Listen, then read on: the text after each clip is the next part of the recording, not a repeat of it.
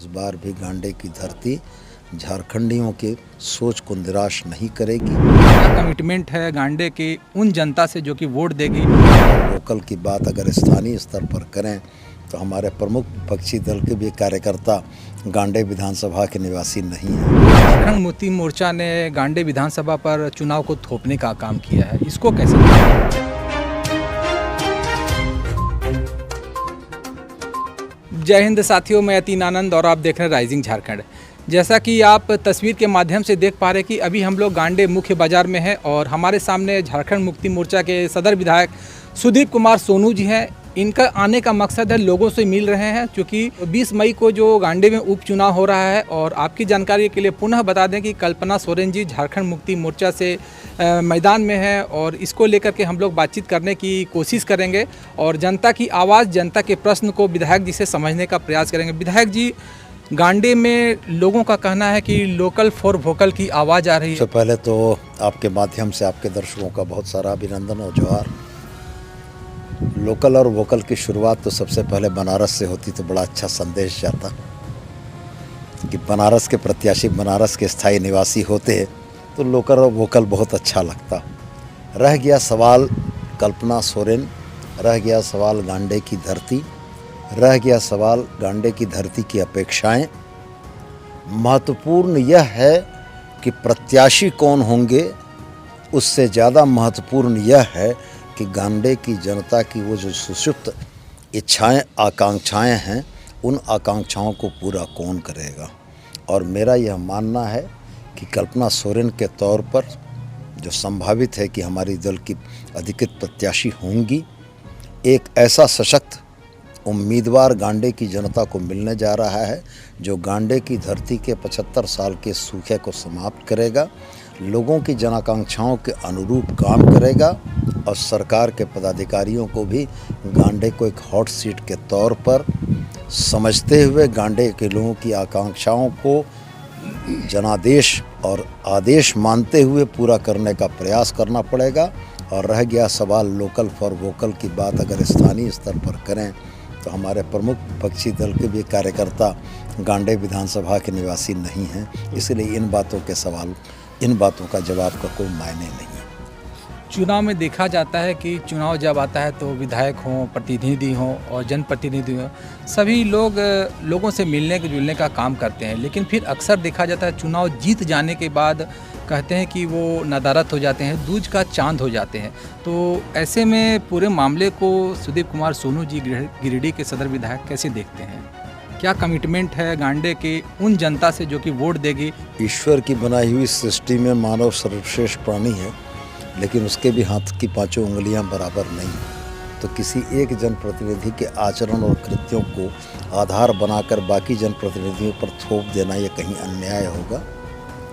हाँ, ये सही है कि कुछ जनप्रतिनिधि ऐसा आचरण करते हैं, लेकिन साथ में यह भी सही है कि अगर इस देश की लोकतांत्रिक व्यवस्था चल रही है तो इस लोकतांत्रिक व्यवस्था का सबसे एक मजबूत स्तंभ जो विधायिका है, अगर जनप्रतिनिधि जनता के आकांक्षाओं के अनुरूप काम न करें तो ये समाज, ये देश, ये राष्ट्र तरक्की नहीं करेगा। और अगर ये कर रहा है तो इसका मतलब ये चीज़ें हैं।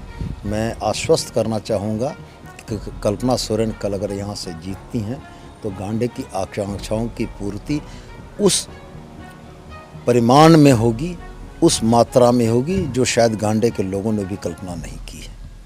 एक और आरोप थोड़ा सा लग रहा है आप लोगों पर कि 2024 में जो उपचुनाव हो रहे हैं झारखंड में, वो झारखंड मुक्ति मोर्चा ने गांडे विधानसभा पर चुनाव को थोपने का काम किया है, इसको कैसे देखते हैं विधायक जी?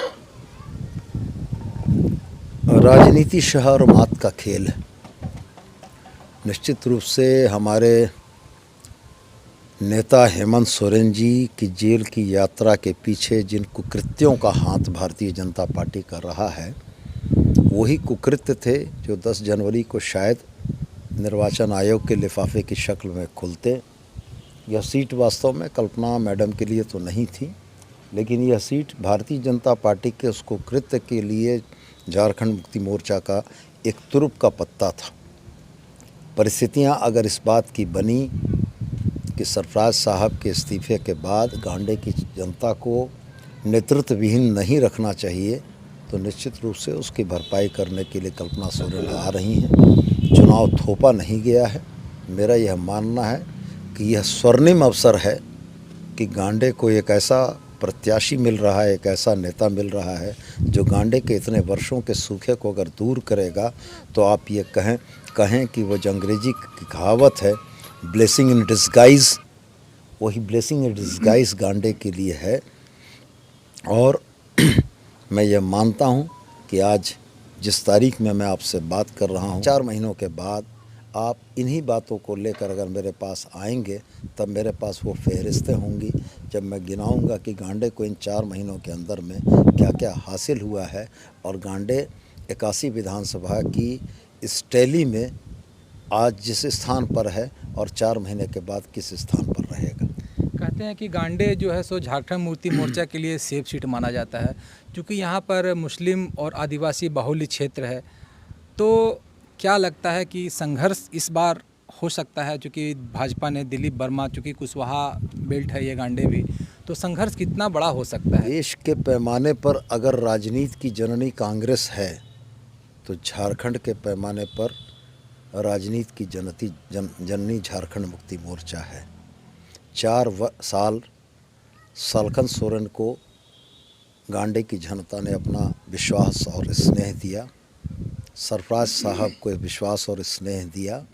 झारखंड आंदोलन की जननी यह भूमि झारखंडियों को कभी निराश नहीं करती है और मुझको पूरा भरोसा है कि इस बार भी गांडे की धरती झारखंडियों के सोच को निराश नहीं करेगी। और रह गया सवाल भविष्य के गर्त में है। पुरानी कहावत है, गुड़ दे के तारीख कोई नहीं रोकता है। कल्पना मैडम को आने दीजिए, अगर वो आ जाती हैं और गांडे की देवतुल्य जनता का आशीर्वाद अगर उनको प्राप्त होता है तो गांडे का भी कायाकल्प जो होगा वो आने वाले दिनों में एक मिसाल बनेगा। तो धन्यवाद दोस्तों। तो गिरिडीह के विधायक सुदीप कुमार सोनू ने जनता के तमाम सवालों का जवाब दिया है और कल्पना जी को लेकर के काफ़ी आशान्वित है और स्पष्ट तौर पर कह दिया है कि मैडम अगर चुनाव यहाँ से जीतती है तो गांडे विधानसभा नहीं पूरे झारखंड की दशा और दिशा बदलने में देरी नहीं लगी। धन्यवाद, बने रहिए राइजिंग झारखंड के साथ।